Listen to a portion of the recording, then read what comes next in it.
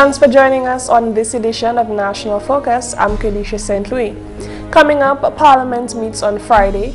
Dominica's Honorable Prime Minister condemns carnival violence, and the practice of deleafing continues to be an integral part in the fight against Black Sigatoka. Stay tuned for details of these and other stories after this. Think water, think life. Water refreshes, restores, cleans, and enhances growth. Potable water is a benchmark for development. DOWASCO is serious about its mandate to ensure easy access to potable water island-wide and provide sewage services for a cleaner environment. DOWASCO is your water and sewage company. Thanks for staying with us. When the first meeting of the first session of the 9th Parliament convenes this Friday, February 20th, the House of Assembly will discuss, among other agenda items, 2 new amendments. According to the order paper, the first is a bill to amend the National Parks and Protected Areas Act. The House of Assembly will seek to add to the category of Dominica's national parks and protected areas any and all state lands. This amendment also means that any lands leased to government will be so deemed until the end of the lease. Additionally, the boundaries of the Kerdisha National Park are on the agenda to be adjusted, as well as the inclusions of descriptions of each national park. The second amendment to be discussed by the House is the legal change of the name Carib Reserve and Carib, referring to Dominica's indigenous people, to Carinago Territory and Carinago. When this amendment is agreed to by the entire House, the Carib Reserve will legally be Carinago Territory. Other agenda items include the appointment of 4 new committees: a Parliamentary Proceedings Broadcast Committee, a Public Accounts Committee, a Privileges Committee, and a Standing Orders Committee. Since this will be the first session of a new Parliament, the Honorable Prime Minister will first dissolve the previous Parliament and summon a new one. Oaths will be administered to new members, and existing ones will affirm their allegiance. The Speaker of the House and the Deputy Speaker will also take their oaths. The House of Parliament will convene at 10 a.m. on Friday. The Honorable Prime Minister of Dominica, Roosevelt Skerrit, has congratulated the new Prime Minister of St. Kitts and Nevis, Dr. Timothy Harris, for the opposition's alliance victory at Monday's general elections. The alliance's victory marked the end of the Labour Party's 20-year reign in the small Caribbean nation. Clearly, it was a keenly contested elections where the Team Unity won 7 out of the 11 seats. Removing the St. Kitts and Nevis Labour Party, who had been in office for the last 20 years. I've had the occasion to speak with Dr. Harris for the last couple days to extend my best wishes to him and to indicate to him that Dominica shall continue to work with St. Kitts and Nevis on many important regional and international issues. The world is going through, and indeed the Caribbean going through very challenging times, and it's important for us to work together as an OECS and of course and also the CARICOM to ensure that we can help each other overcome those challenges. Clearly, Dr. Douglas has had a good run as Prime Minister. He has done a number of very important things for St. Kitts and Nevis, and I have no doubt that history will record his many achievements on behalf of the people of St. Kitts and Nevis. We wish Dr. Douglas well also, and we certainly wish Dr. Harris and his team all his success over the next 5 years. And our hope and prayer is that the people of St. Kitts and Nevis can settle down, because it's important for the good of St. Kitts and Nevis that the political rancor can be set aside. Denzel Douglas, who has been Prime Minister since 1995, conceded defeat on behalf of the St. Kitts and Nevis Labour Party on Tuesday.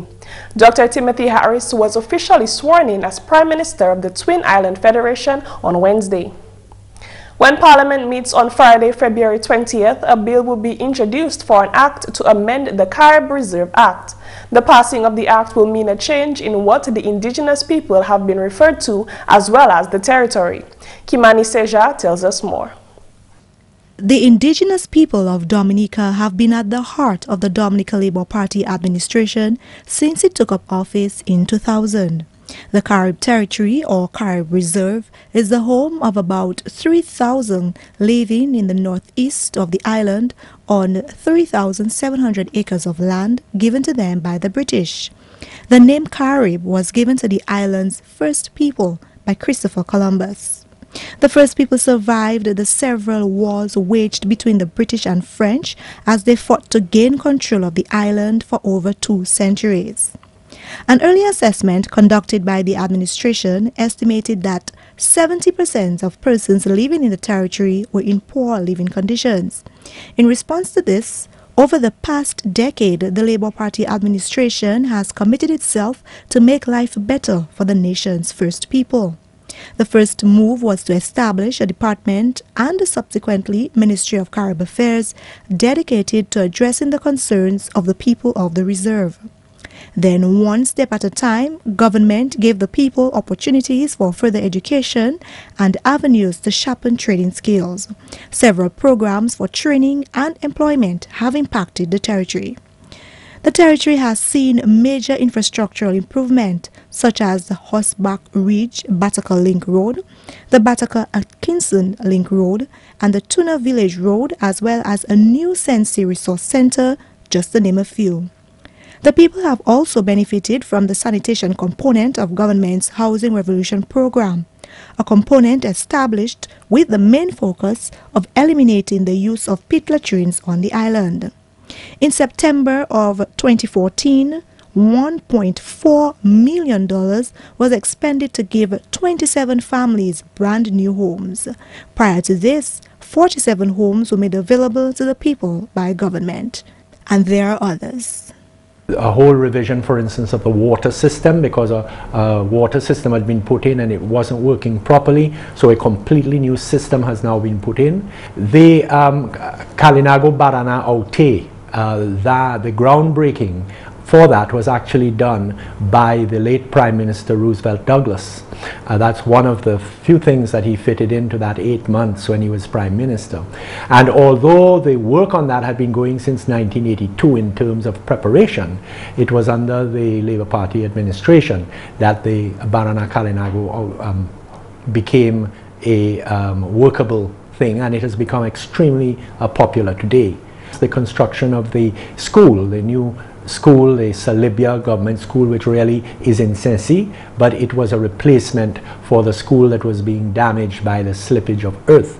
So that school, the resource center that's also being built now, finishing up opposite the school. So when you add all of these various things together, it's quite a substantial amount that has been done since 2000. Tomorrow, Friday, February 20th, will be a crowning event that will boost the pride and reward the perseverance of Dominica's first people. It was Christopher Columbus that began the mistake, because when he reached Hispaniola on his first voyage, he was told by the Taino people that down to the south in islands far away, that there were these people who came up and attacked the islands of what is today Puerto Rico and Hispaniola, and they gave him a name which he interpreted as Caribe, and sometimes it was written Caribal and Cannibal, and so it was an error in that he mistook what they said. And it was only until over 150 years later, when you had missionaries living among the Kalinago people, particularly here in Dominica, Father Raymond Breton, and he wrote a dictionary of French and Kalinago words. And he says quite clearly that the real name that they call themselves is Kalinago. When Parliament meets, Dominica's indigenous people will, by an act of Parliament, formally set aside the name Carib, given to them by the British, and will legally take up the name they have always called themselves, Kalinago. In 1978, just before independence, what was called the Carib Reserve Act was passed. And that contains a lot of references to Carib people. So that act will now be amended to use the term Kalinago, and so correct this and make it official. The name correction was a commitment made to the people by the DLP government on taking up office for a 4th consecutive term.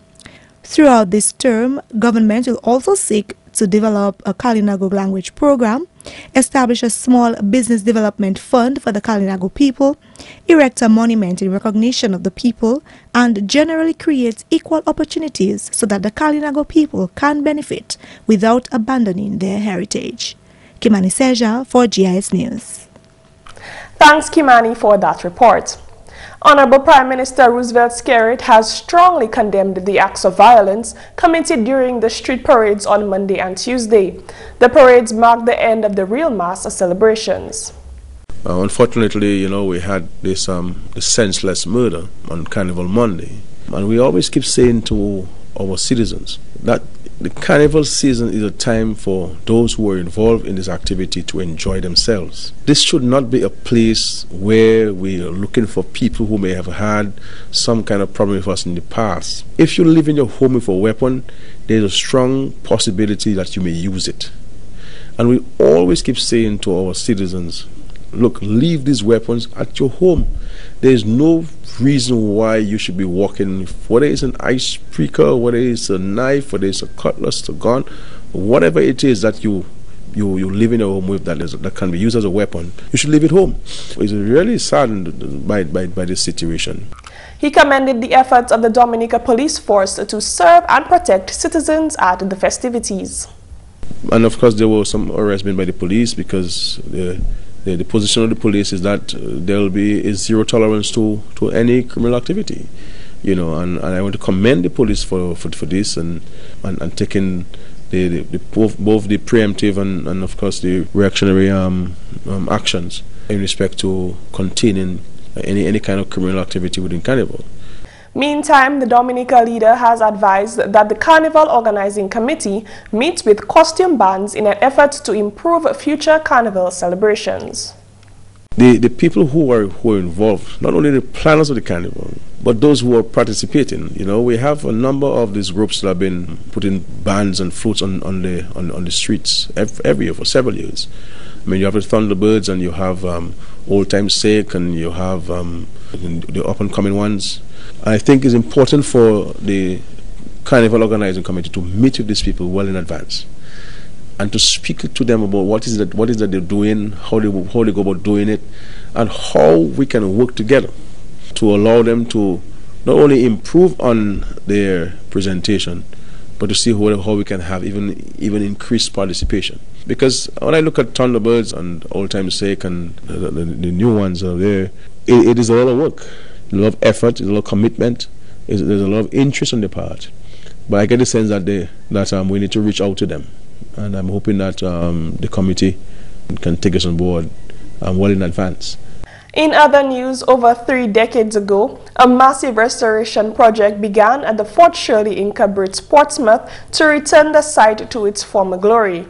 Fort Shirley was formerly a British-built military outpost in the 18th century garrison to defend North Dominica, which was later abandoned.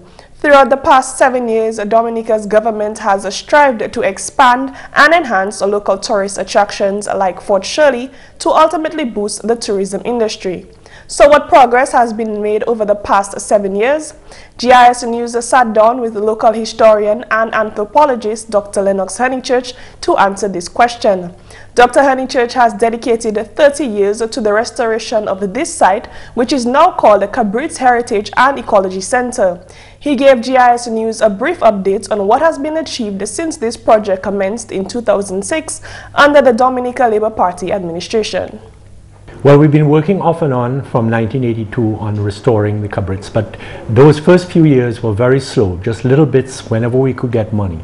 But in 2006 was our real boost, because we got money from the European Union and we completed the officers' quarters, completely restored it. And this has become extremely popular for weddings, dinners, other events, even small conferences. The phenomenal women seminars are held there every year, and the jazz, of course, jazz and Creole. So that has turned to be a great success. We have also restored the troops' kitchen, the soldiers' kitchen, and that is also being used for barbecues and for preparing food and stuff like that. So what we find is that it is now in a position to be fully operational. And I understand that the national parks is going to be putting out to tender for management of this site. Dominica's local historian and anthropologist is pleased that the government has seen the importance of preserving this historic site, and soon the vision for Fort Shirley will come to fruition.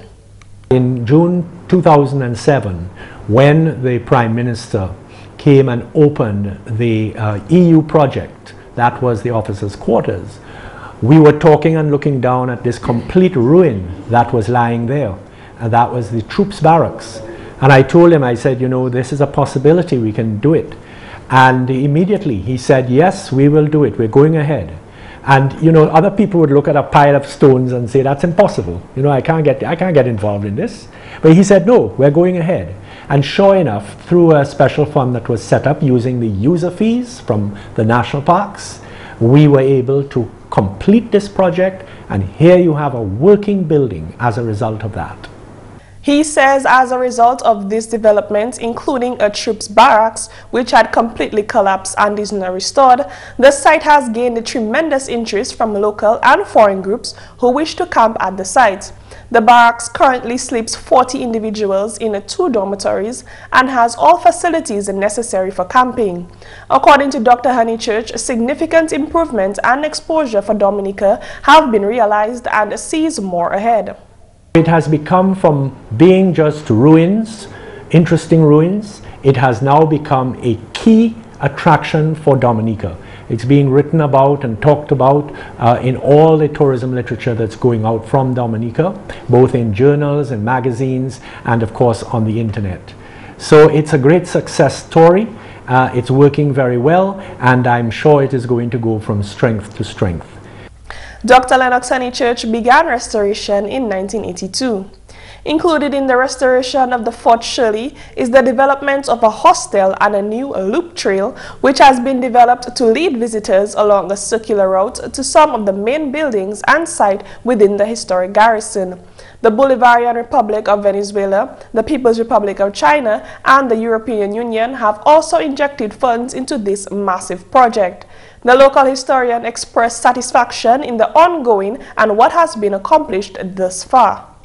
It's certainly it gives me a great deal of satisfaction to see it used, especially within the last few months when young people, even over the Carnival weekend, we had the Methodist youth group from Portsmouth camping there, holding classes, holding hikes, educational sessions. It gives you great pride and satisfaction to see that something like this, which was once in the forest, which was once lost, is now a vital part not only of tourism, but of education, of community development.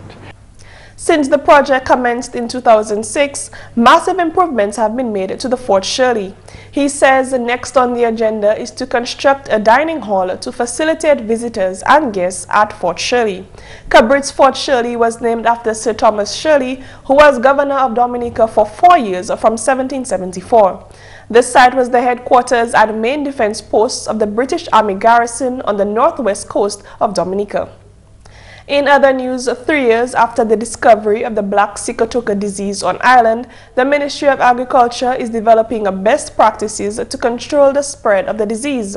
One of these practices is de-leafing, which seeks to remove infected leaves from the banana or plantain plant to prevent the spread of the disease. In instances where chemical control is advised, proper de-leafing techniques can help maximize the chemical's effectiveness. When done properly, it can significantly reduce the spread of the disease. Black Sigatoka Management Coordinator Carol Abraham explains why farmers need to de-leaf at the right stage before the chemicals can be used.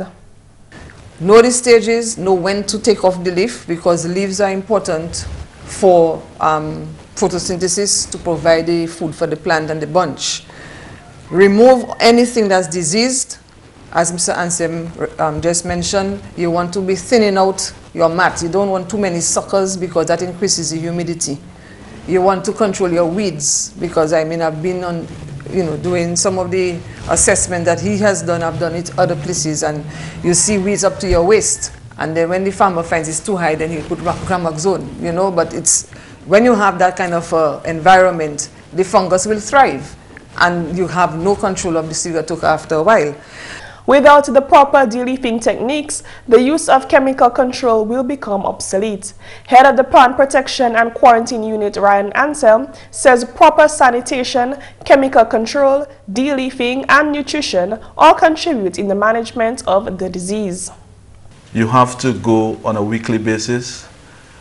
If you are not sure on how to go about de-leafing, engage your extension officers, call us or come to us at the Plant Protection and Quarantine Unit. You need to know the technical way of de-leafing. As Mrs. Abraham said, you need to know the stages. Now farmers wait when the leaves are black or brown to cut. If the stages are 4, 5, and 6, you should, once it reach 4, maximum of 4, you should do what we call surgery. And some scientists don't like to say de-leafing. We want you to cut off the part where the plant is infested. Why? Because when you do that, you are reducing the inoculation level in the fields. Now, if there is no Black Sigatoka, or if the inoculation is very low, it will give you that what we call a fresh whole level, that when we come and spray, the fungicide itself will be more effective. The Ministry of Agriculture is encouraging farmers to use composting as a way of nourishing their banana and plantain plants in the fight against Black Sigatoka. Black Sigatoka Management Coordinator Carol Abraham says in the absence of fertilizer, compost is a great solution to nourish the healthy plants. A person who just has about 100 trees in their yard, they cut the trees and they will chop it up, and the very same tree that they've cut down is now thrown in and allowed to compost. And they have other things that they have cut and put in there. And because of the richness of what is happening, these trees, the pseudostems are this wide. I mean, recently, 2 weeks ago, I was at a man's place in Maho Heights, and I was amazed because my co-worker who came with me, I was pointing that out to her. I said, take some pictures of that. Look at the size of his bunch. He has never been sprayed. He has Sigatoka, because I was showing him what needed to cut off and so on. And we were amazed at the size of his pseudostems. But then when you look at what's happening there, everything he cuts in his yard is thrown there and allowed to compost. Don't all farmers engage in that also? Well, I mean, we're trying, the ministry, I know, has been pushing that, especially in the Northeast. You know, they're showing them that this thing works. You have the fertilizer teas and you have the decomposting. So in the absence of NPK, you still can rely on the very banana tree that you cut down. You chop it up and you allow it to rot. And then you have nutrition for your plants. You put it right back in your field. And that's the English news. McPherson St. Luce is next with the Creole highlights. Allô tout le monde, bienvenue à cette nouvelle en créole. Moi, c'est McPherson St. Luce. Premièrement, le ministre agriculture qui veut commencer à spray l'occasion qui affecte et puis Black Sigatoka. Parole celle-là sorti officier quarantine, ministre agriculture Ryan Anselm. Planter qui ouais on spray programme tout de suite. Nous ni chemical là en les poids avec nous calons ni chemical pour faire 4 cycles avec hair chemical ça fini en mois June comme ça nous que ouais l'argent hot bam qui a supporté le programme Black Sigatoka, nous avons d'autres chemicals venir à pays pour nous garder, pour nous so, nous avons fait un improvement dans le cycle spray, nous avons dit planter pour continuer de leafing là, et pour nous garder comment nous avons contrer Black Sigatoka. Notre nouvelle Fondation Baptiste Saint-Joseph a fait contribution pour une institution qui mérite assistance en Dominique. Dernière occasion, c'est Communauté Saint-Joseph qui a reçu assistance pour une bibliothèque. Madame Angélique Baptiste, c'est membre de la Fondation Saint-La. Tous les années, nous, ici Dominique, pour distribuer des pour l'hôpital, pour health center, pour l'école, home for ages, yes we care program. When they négion, tout ça, tout le monde qui besoin de matériaux, besoin en helping hand. yo ka toujou vini kote nou, eve nou ka wende yo as much as nou sa. Mais jodi la, actuellement, c'est un gros jour pour nous parce que nous les attention nous, c'est pour build a library et a resource center à Saint-Jo. Parce que pour valer l'année, moi savent, nous savent, famille là, savent qui nous really besoin ça Saint-Jo. Parce que si nous faisons ça Saint-Jo, et que when the young people, when the young people, ça mean pour dire nous-mêmes qui bénéfitent contre lui. Parce que là, c'est si on est jeunes enfants, ils ne pas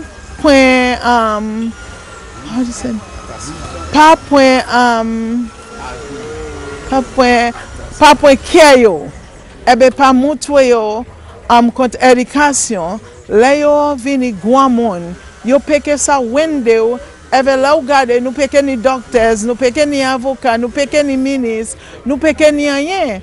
Mais si au point yo hard là oui, au point yo ou montrer yo contre éducation, sooner or later ou que bénéfice hard yo.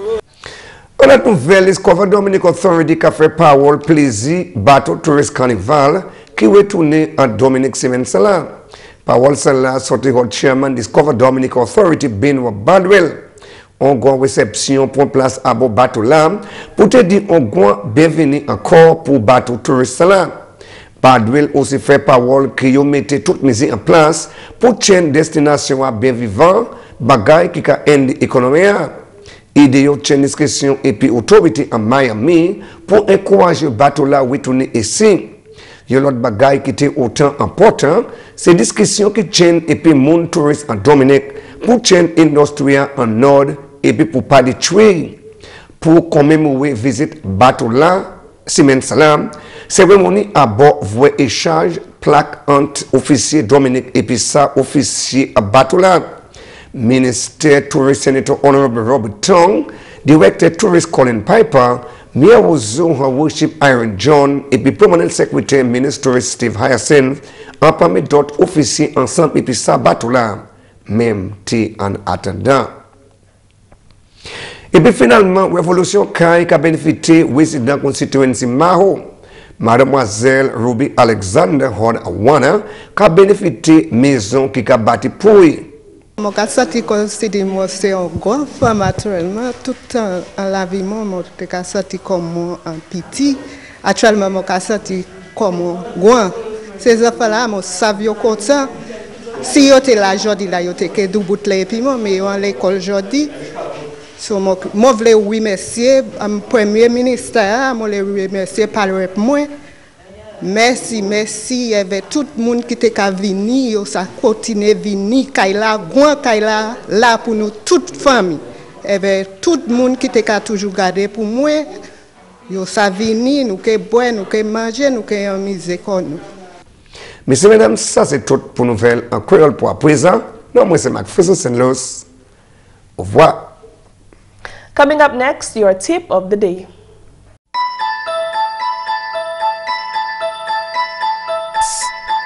That sweet thing. Real men protect children, not harm them. Under the Convention of the Rights of a child is anyone under the age of 18, and it's sexual abuse if you ask to see or touch their private parts, touch them inappropriately, show them or force them to touch your private parts, have sex with them, show them pornographic material, or deliberately let them hear or see the act of sex. Real men don't abuse children, and they don't encourage others to do it either. Be a real man. For more information, please contact these agencies. This message brought to you by UNICEF and this station. After a grueling workout, there's a good chance you're going to be feeling it. We're talking sore thighs and tight calves. Relieve post-fitness aches by submerging your lower body in a cold bath, 50 to 55 degrees Fahrenheit. And that's all for this edition of National Focus. We always welcome your suggestions and comments. Drop us an email at gis@dominica.gov.dm or visit our website news.gov.dm. Like our Facebook page, facebook.com/GIS News Dominica, and follow our Twitter at GIS Dominica. You can also catch up on past National Focus newscasts on our GIS Dominica YouTube channel. From all of us here on the GIS News production team, I'm Kerdisha St. Louis. Thanks for watching.